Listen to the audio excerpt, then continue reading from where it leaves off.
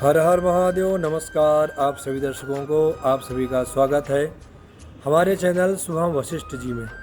यदि आप मेरे चैनल में पहली बार आए हैं तो चैनल को सब्सक्राइब करना ना भूलें, वीडियो को लाइक करें और अधिक से अधिक शेयर करें, जिससे और भी लोगों को ज्योतिष का, हस्तरेखा का और वास्तु का लाभ प्राप्त हो सके। मैं आप लोगों के लिए सदैव वास्तु से संबंधित, हस्तरेखा से संबंधित, जन्म कुंडली से संबंधित नई नई जानकारियों को वीडियो के माध्यम से लेकर आता रहता हूँ।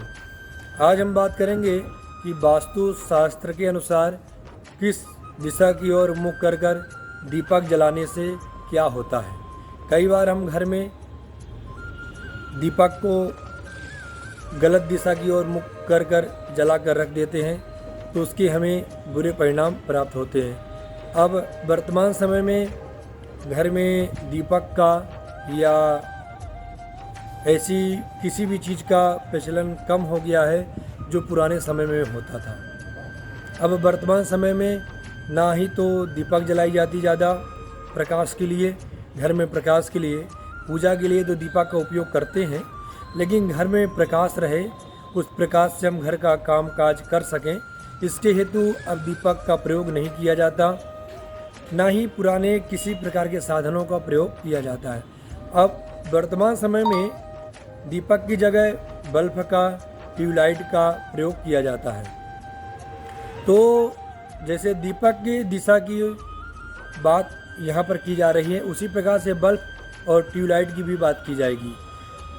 उसी बात को आप समझिएगा। दीपक के मुख से बल्ब या ट्यूबलाइट के मुख का भी समझिएगा।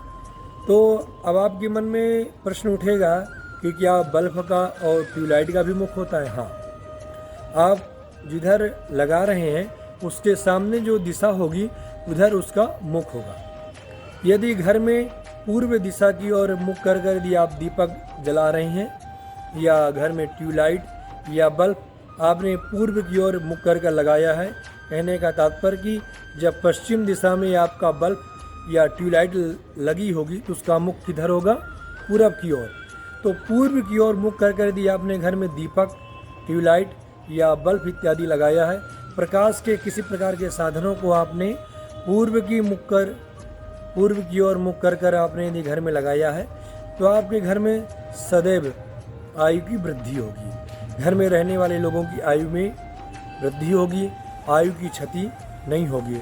घर में जो लोग रहेंगे, जिस घर में इस प्रकार से ट्यूबलाइट, बल्ब या दीपक जल रही है, उस घर में रहने वाले लोगों की आयु में सदैव वृद्धि होती रहेगी, आयु में कोई कमी नहीं होगी।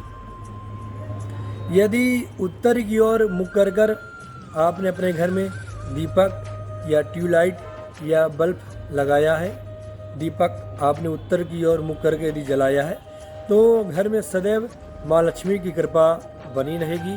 माँ लक्ष्मी की कृपा से घर में रहने वाले लोगों को कभी भी पैसा की कोई तंगी नहीं होगी, पैसे की कोई कमी नहीं होगी।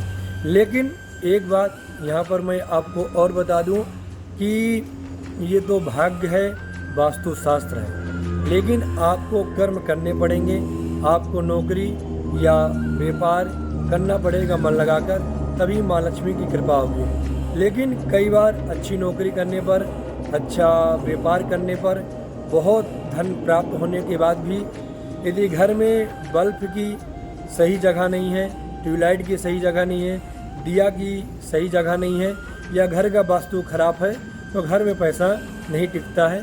तो यदि आप माँ लक्ष्मी की कृपा चाहते हैं, आपके घर में सदैव धन धान्य बना रहे, माँ लक्ष्मी की कृपा बनी रहे, तो आप उत्तर की ओर मुख कर दिया जलाएं घर में भगवान की पूजा करते समय, या उत्तर की मुख कर घर में बल्ब या ट्यूबलाइट लगाएं।